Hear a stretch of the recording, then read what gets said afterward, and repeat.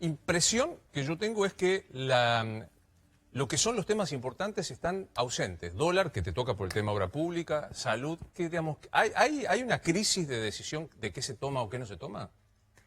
No, pero me parece que no es la visión del gobierno lo que vos por lo menos estás interpretando como prioridades. Y si hay un problema de comunicación, tendremos que revisar cómo comunicar mejor, pero no hay dudas de que el primer día, Luis, nuestra prioridad ha sido la pelea contra la pandemia, que nos ha permitido que esa pandemia no nos pegue de frente, que nos ha permitido que la ocupación de camas no supere más del 70% en ningún momento, que nos ha permitido evitar fotos que hemos visto en países vecinos y que han sido dramáticas, en una situación muy complicada, Gabriel, sin ningún manual de consulta. Estamos primeros en la cantidad de muertos por millón de habitantes.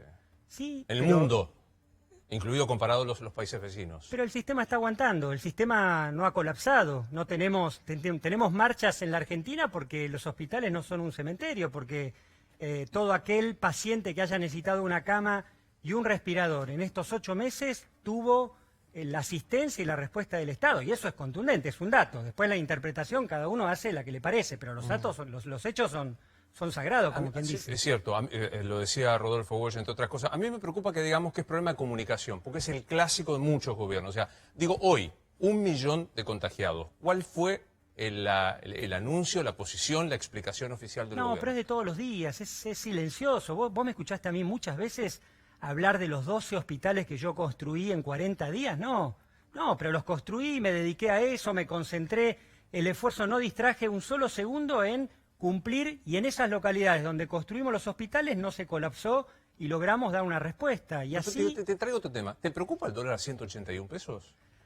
No, lo que nos preocupa al gobierno es que podamos ir ordenando las variables de la macroeconomía, sacar a la Argentina del default, ordenar también todo lo que tiene que ver con la presión cambiaria, que en la Argentina es un problema, pero también reconocer que allí hay una preocupación de la ciudadanía por preservar sus ahorros, pero también hay una pulseada de algunos sectores que les ha ido muy bien cada vez que la Argentina tuvo golpes fuertes de devaluación.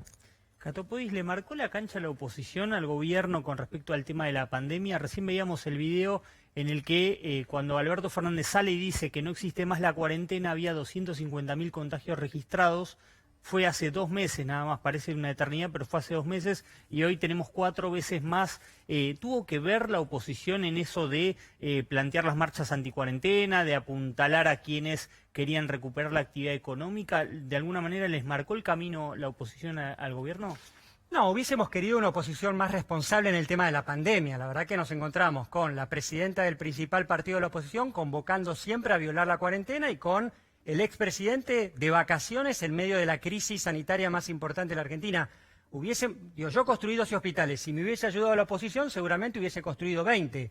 El IFE llegó a 9 millones de argentinos. Si la oposición hubiese tenido una contribución mucho más responsable, proponiéndonos sugerencias y respuestas que por ahí nosotros no encontramos, seguramente el IFE hubiese llegado mejor a distintos sectores. Bueno, Gabriel, pero bueno, maneras... es la realidad con la que nos encontramos en la Argentina cada vez que se dan estas pujas de intereses políticos. De todas maneras,